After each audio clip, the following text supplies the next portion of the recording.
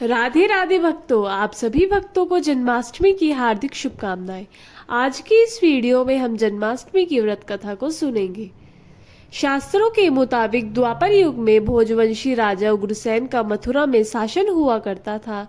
वह बड़े ही दयालु थे और प्रजा भी उनकी काफी सम्मान किया करती थी। लेकिन उनका पुत्र कंस दुर्वसैनी था और हमेशा अपनी प्रजा को किसी न किसी प्रकार से कष्ट देता था। जब उनके पिता को यह बात पता चली तो उनके पिता उग्रसेन ने उन्हें खूब समझाया, लेकिन कंस ने अपने पिता को बात मानने के बजाय उल्टा उन्हें ही गद्दी से उतार दिया और खुद ही मथुरा का राजा बन गया। कंस की एक बहन थी जिसे वह अपनी जान से ज्यादा प्यार किया करता था। उनकी एक बात कहने से वह हर एक चीज को पूरा कर देता था। ऐसे ही कंस ने अपनी बहन देवकी का विवाह वासुदेव नामक यदुवंशी सरदार के साथ धूमधाम से कर दिया। वह अपनी बहन को उसके ससुराल स्वयं रथ खींचकर पहुंचाने वाला था। जब अपनी बहन देवकी को उसकी ससुराल पहुंचाने जा रहा था, तभी अचानक रास्ते में आकाशवाणी हुई, हे कंस, जिस देवकी को तू बड़े प्रेम से ले जा रहा है, इसी के गर्भ से उत्पन्न 8वां बालक तेरा वध करेगा। यह सुनकर कंस घबरा गया और अपनी बहन के पति वासुदेव को मारने के लिए टूट पड़ा। तब देवकी ने कंस से विनय पूर्वक कहा, मेरे घर जो संतान होगी उसे मैं तुम्हारे सामने ला दूंगी। इन्हें मारने से क्या लाभ होगा। कंस ने देवकी की बात मान ली, लेकिन वासुदेव और देवकी को उसने कारागार में डाल दिया। कारागार में वासुदेव देवकी पर और भी कड़े पहरे बैठा दिए।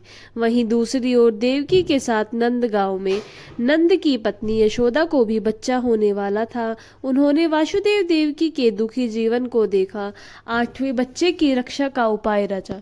जिस समय वासुदेव देवकी को पुत्र पैदा हुआ, उसी समय संयोग से यशोदा के गर्भ से एक कन्या का जन्म हुआ, जो और कुछ नहीं था, सिर्फ माया थी।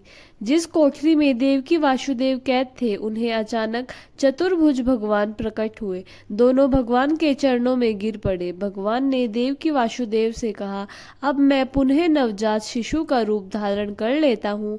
तुम मुझे इस समय अपने मित्र नंद जी के घर वृंदावन में ले जाओ और उन्हें यहाँ जिस कन्या का जन्म हुआ उसे लाकर कंस को दे दो। भगवान ने कहा, इस समय वातावरण अनुकूल नहीं है, लेकिन फिर भी तुम चिंता ना करो। जागते हुए पहरेदार सो गए।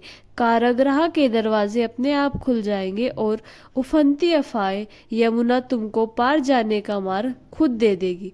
भगवान के आदेश के अनुसार वासुदेव नवजात शिशु रूप श्री कृष्ण को सूप में रखकर कारागृह से निकल पड़े और यमुना को पार कर नंद जी के घर पहुंचे, जहां उन्होंने नवजात शिशु को यशोदा के साथ सुला दिया और उनकी कन्या को लेकर मथुरा आ गए। वासुदेव के आते ही कारागृह के फाटक पूर्ववत बंद हो गए। कंस तक वासुदेव देवकी के बच्चा पैदा होने की सूचना पहुंच गई। कंस ने बंदी गृह में जाकर देवकी के हाथ से नवजात कन्या को छीना और जैसे ही उसने उस बच्ची को पृथ्वी पर पटक देना चाहा, वैसे ही कन्या आकाश में उड़ गई और उसने कहा, अरे मूर्ख, मुझे मारने से क्या होगा। तुझे मारने वाला तो वृंदावन पहुंच चुका है और वह जल्द ही तुझे तेरे पापों का दंड